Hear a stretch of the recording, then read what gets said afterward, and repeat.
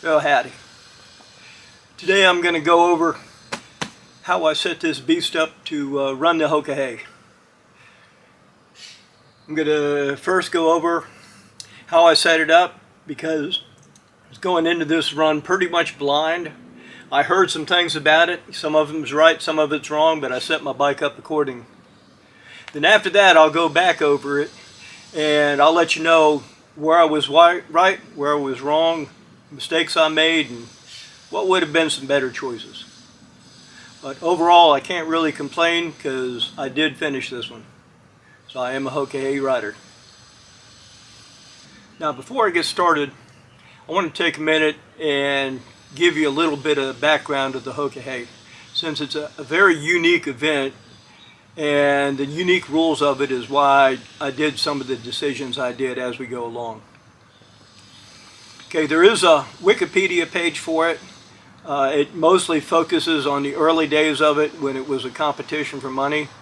These days it's not that anymore. These days it's strictly being run as a charity. Okay, the way the event runs is like anything else. You go to the starting line, get your bike tech inspected, and everybody stages there. Once you're at the starting line, you get your first set of instructions. The instructions they give you are just like if you print out the turn-by-turn instructions off of Google Maps or something like that. It'll give you so many miles, turn right on this road. So many miles, turn left onto this road. Sometimes they'll give you little hints like a warning. Ely, Nevada is the last gas for 175 miles. That's kind of a helpful thing to know. Especially since in the Hoka Hey, you're not allowed to run auxiliary tanks. You're not allowed to strap extra gas cans to your bike either. You're just running that, and that is it. Also, you're not allowed to run GPS or any kind of directions on your phone. You have to follow it turn by turn directly with what they gave you.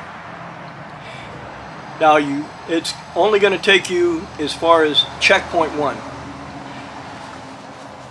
And the distance between the checkpoints varies a little bit, but generally it's somewhere around 3,000 miles. So we started out in just outside of Sturgis, South Dakota, and we actually finished just outside of Sturgis, South Dakota. We went to checkpoint 1, which was in Arkansas. Went there by way of the Canadian border. Then from there we went to checkpoint 2, which was over in Utah, and we didn't quite go by the border with Mexico, but we went far enough down we were riding through border patrol checkpoints. From there we ran all the way up to Idaho by way of Washington State, and from there brought it back on down into South Dakota. So it was quite the route. One of the other unique things about the Hoka Hey is you have to stay outdoors during the entire event. It normally takes somewhere from 2 weeks to 3 weeks. I was about 2.5 weeks. So that was my home. Not allowed to sleep indoors at all. Either took out a sleeping bag, slept in that, brought a tarp with me just in case it rained. Or if I was particularly tired and the weather wasn't that bad, I just curled up under the motorcycle. That worked out pretty good for the most part. There was a couple of times where normal people were disturbed, but overall it worked. Now starting at the front of the bike, running the hybrid clear water set. I covered those in a different video. Got these giant loop bags. Put them on both sides. They both came in useful. This side, I put all the stuff for that moto jack. Everything except for the base plate goes in this side right here. Up on the top here, I grabbed a dry bag. What that is it's a waterproof bag. We used them a lot when I was doing small boat stuff in the Navy. You put everything in it, you roll the top up, and it makes it watertight. That was no problem at all. Got it strapped down. Inside of that, in the middle, I've got my sleeping bag. And the way I did it was, one side was all my clean clothes. Then the other side, I had a plastic trash bag, and as I changed clothes, I just started filling it up and shifting the sleeping bag to the side. Okay, I use the tie-down straps. Just hook them straight to the box frames. I covered these boxes in a different one. They work great the whole time. Waterproof, no problem at all. Still running Moto Jug here. Worked as good this time as it did last time. Got a big old dent in the side still from the last time I went down in the last Iron Butt rally. You have the Clearwater light. This bag right here, I put the spare chain already cut to size, and I have a chain breaker in there with the chain. As it turned out, I actually did use the chain, although it was more a maintenance thing than anything else.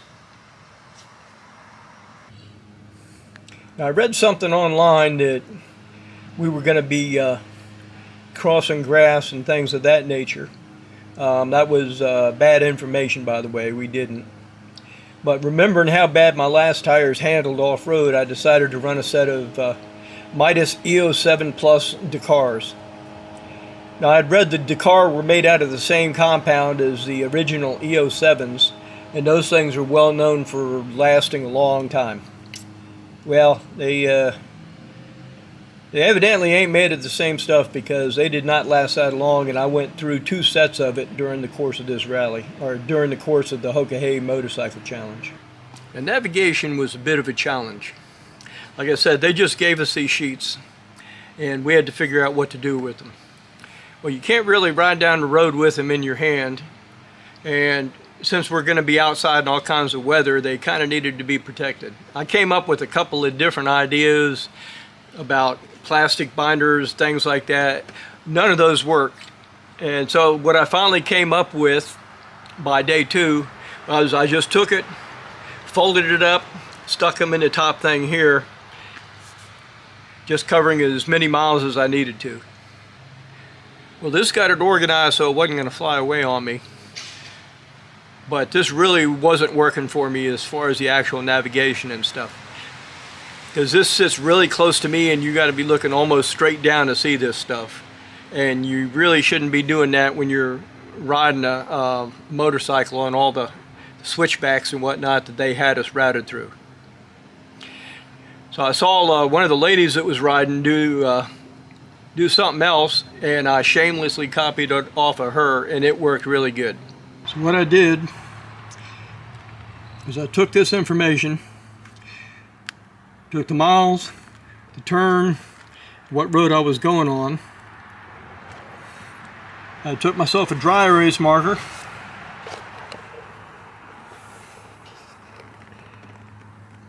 put all the information on the inside of the windshield. That way I just would be looking ahead, look down, see what's next, and go on. Once I made the turn, wipe it right off and keep going. This just happens to be the last set of turns. When we got there, they routed us up through, if you're familiar with Sturgis, they routed us up through Keystone, then from there ran us down to Needles, through the Buffalo Herd, then Iron Mountain, and then finished. That's actually a pretty good example of the type of roads we were running the whole time. Of course, the big question is, how'd it do? Actually did really good all the way up until the very last stage, but we'll get there in a bit. Okay, this looks pretty terrible as a riding position. Actually, this turned out to be outstanding. Right here is where the sleeping bag is. Sit down. That turned out to provide wonderful lower back support. I loved it.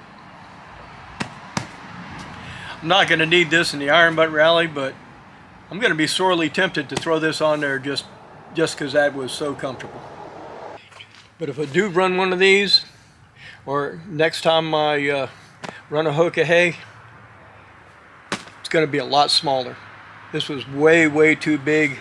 That's way too much drag out there. I think if I do it, I'll get another one of these dry bags, but maybe only about that big. Besides being the storage for the directions, this is also where I kept my food that I was riding as we're going down the road. Now I tended to have this side zipped most of the way down.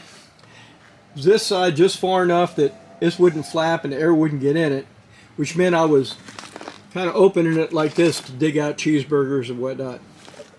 Trouble is, 3 weeks of doing this kind of separated this side right here. If I'd been using it the way I had supposed to have been using it, open it like that, I don't think it would have came apart like that. But I think that's a me problem there. I don't think there's anything wrong with the giant loop bag. It's a good bag. It's the best one I've found for this. Now one problem I did have with these, it's not a very big problem, was that I had to pull the dry bag off every time I wanted to get into one of these. Fortunately, I didn't really need to get into those too terribly often, maybe every second or third day, so it's more a matter of it irritating me than anything else. If I go to a smaller bag, I'm going to find a setup that matches up with the edge here. That way I can open up these, it won't be a problem. It's also, this is all hanging out in the air, so this is a lot of wind drag. It really doesn't slow me down, but I'm sure it increased the drag enough to affect my gas mileage. Top case worked fine, no problems at all, popping it open. And even though this was against the lid a little bit, because it was soft, didn't have to go that far, I could push it open as far as I needed to. Cases work great. I love this bar because it let me strap stuff to it anytime I wanted. Okay, the big question everybody has, how'd the bike do? Bike actually did really good all the way up till I got to about Washington State. We're heading towards the final checkpoint before heading on to the finish line, and I noticed the bike was starting to lose power once you got above about 50 miles an hour or so. It's kind of like if you've ever driven a car with a big 4-barrel carburetor that did not have an accelerator pump, and you stomped on it, it would cough and stumble a second before it started going again. You had to back off to get it going. That's exactly what it felt like. Well, I got it into High Desert Harley. Tech checked over the bike, and the first thing he told me was my fuel pump was starting to die. That's what that high whine was as soon as it came on, and that's exactly what was going on. The fuel pumps on these are volume pumps, so as they start to go, they start to lose volume. So if the RPM is above a certain amount, it can't supply enough gas. That was my problem. I asked him if he could replace something under warranty, and he said, well, it is a warranty thing, but they're on national back order right now. There's no idea when they get one. Well, the bike was still running, so I decided to press on regardless. There's a neat book called that somewhere. It's about car rallies, not motorcycle though. So, wrapped up the bike, started heading down towards Sturgis and the back and forth spaghetti shape that we went everywhere. Gradually, the volume was going down and down and down, but I did make it all the way to the finish line. I never had to get towed, never actually broke down on the side of the road, but I think I was at maxing out at about 48 miles an hour. Now, it was kind of sketchy for the last about a day or so. The way they routed us after we went across the whole Pine Ridge Indian Reservation from side to side, we were heading right up there towards Sturgis, and then the directions had us take a sharp right north away from Sturgis. If you're familiar with the area, what they did was they ran us up into Keystone, had us run back and forth all the switchbacks in Keystone. From there, ran us down to Needles, had us run the whole switchback thing in Needles, ran us down through the buffalo herd, come out on the other side of that, and ran us up to Iron Mountain, Did the whole Iron Mountain thing, 270-degree turns in the bit, before we finally made it to Hot Springs, South Dakota, where we finished. The bike made it, but it was starting to get kind of sketchy when I was going through Iron Mountain, because as you're going around those really, really low-speed turns, as you come out, you roll hard on the throttle to stand it back up again, especially when you're overloaded like I was. Well, if I turned on the throttle a little too hard instead of power, I got coughing. Made for an exciting night. But made it to the finish line, no breakdown, no towing. As happy as anything. Few weeks later, they reviewed my track, made sure I went everywhere I was supposed to go, made sure I didn't go excessively speeding anywhere, because if you get a speeding ticket in the Hoka Hey, you're disqualified. Got notified, made it, everything was all good. Except the bike was even getting worse and worse as far as the fuel pump thing goes. So I rode on down to Sturgis Harley, see if they happened to have a fuel pump, and of course they didn't. But the guy was kind enough, he did a search on the United States everywhere between Sturgis and Central Florida, because that's where I was going. He located two of them. One of them was in Fort Smith, Harley, in Arkansas, and the other one was down in Texas. I couldn't get a hold of the Texas ones, but I got a hold of the ones in Arkansas. So I headed over there. By the time I made it there, the fuel pump had gone down to the point where I was going 40 to 45 miles an hour tops. I tell you what, Nebraska is a big state to drive through side by side at 45 miles an hour. Now on the way to Fort Smith Harley, I was going through the pig trails. Had another little problem with the bike.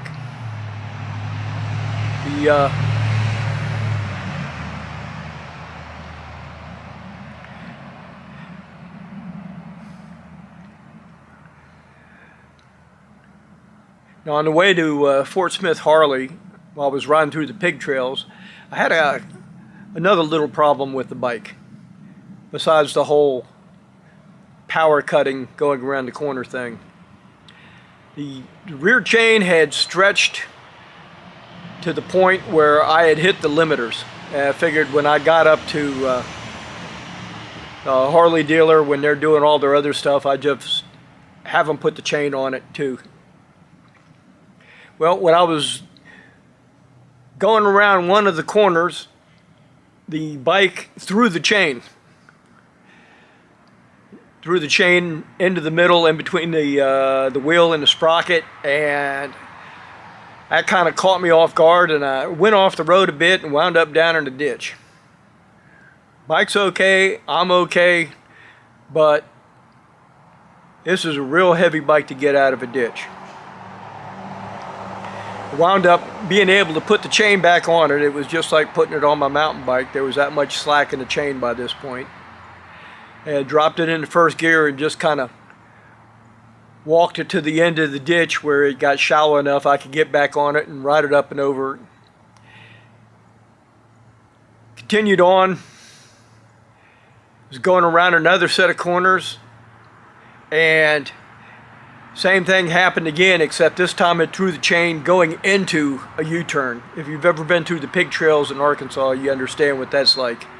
And I lost complete control of it again. I managed to keep it upright, but I was down in a much more significant ditch this time. Fortunately, this is as the sun was coming up, and there was a lot of farm boys and such that were going by, and we all found out that if you're manhandling this bike out of a real big ditch, these bars that the boxes are mounted to make really, really good solid handholds. So we got it up and out of there, made it the rest of the way up there, and they did have one in stock. They swapped it out, no problems at all. Once put my spare chain on it, set everything up good as new, and I headed on back to Florida. With the new fuel pump in there, the bike was back to 100%, running absolutely beautiful. So that's where I was with that. Quite an adventure all the way around. Well, I have found out I now have over 500 subscribers, and what that means is they've opened up an additional tab called Community. What I'm going to do is, I have an Instagram account. I was just learning how to Instagram during the Hoka Hey, so I'm afraid I didn't do a very good job of letting people know that I had one at the time. But I'm going to go back through there, and I made some posts and took some photos as I was riding around, and I'm going to start sticking them into the commentary as I have time. That way, if you don't do Instagram or you don't want to dig back through my feed to figure it out, you can take a look at it. I'll also post my Instagram account in there too, just in case anybody's interested. Well, that's it for now. Next big thing I got planned coming up is middle of the year Iron Butt Rally. Just a matter of putting the money together right now. That's it. Take care and be safe out there.